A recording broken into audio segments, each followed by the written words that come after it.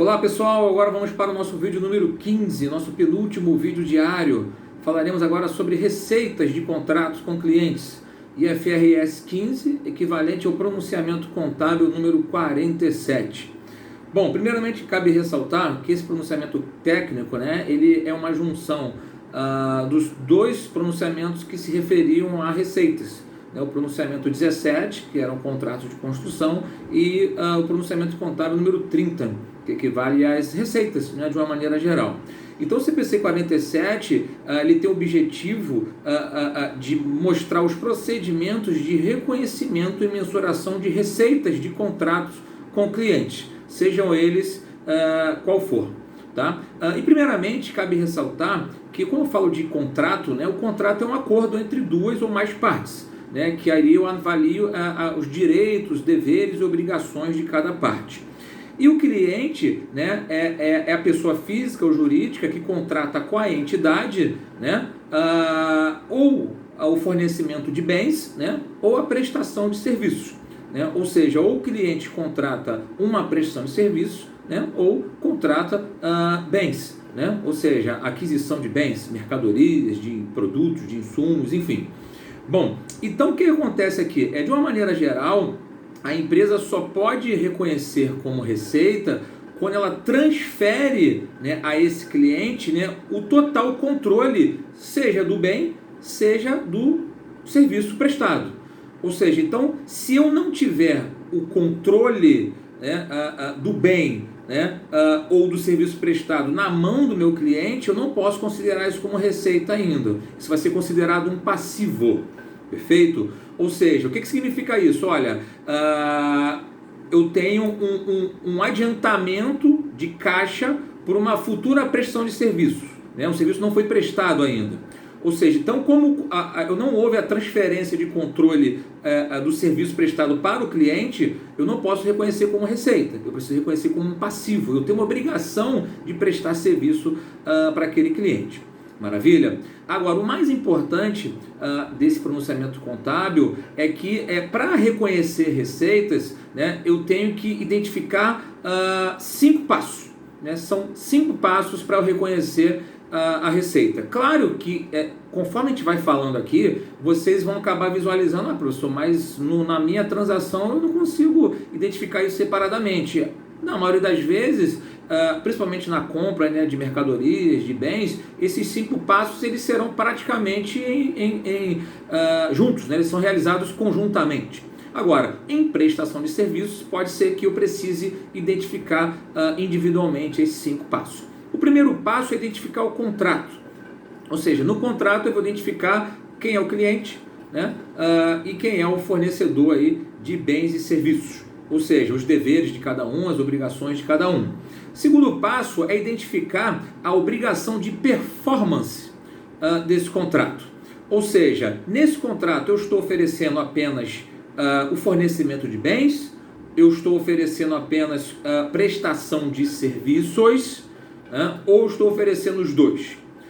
Ou seja, se eu precisar individualizar, no contrato eu preciso também individualizar cada obrigação de performance.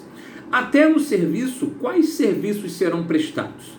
Ou seja, individualizo as obrigações de performance. Terceiro item, vou determinar o preço da transação, o preço daquele contrato. Pode ser um montante fixo, ou uma parte variável, ou todo ele fixo, ou todo ele variável, enfim, eu vou ter que analisar qual é o preço daquela transação. O quarto item seria alocar o preço a cada obrigação de performance, ou seja, se eu tenho parte do meu contrato bens, parte do meu contrato serviços, eu tenho que alocar o preço na parte que cabe ao fornecimento de bens e serviços, de bens ou mercadorias, e alocar o preço na parte que cabe à prestação de serviços. Perfeito? E se forem só serviços, determinar qual é o preço em cada parte de obrigação de performance. Maravilha? E o quinto item, que é o final, o reconhecimento da receita, ele se dá quando essa obrigação de performance ela é cumprida, ou ela é prestada. ou seja, quando o bem de fato se transfere ao cliente, quando o serviço de fato for prestado, ou seja, então eu tenho reconhecimento da receita com base na realização da obrigação de performance. Perfeito?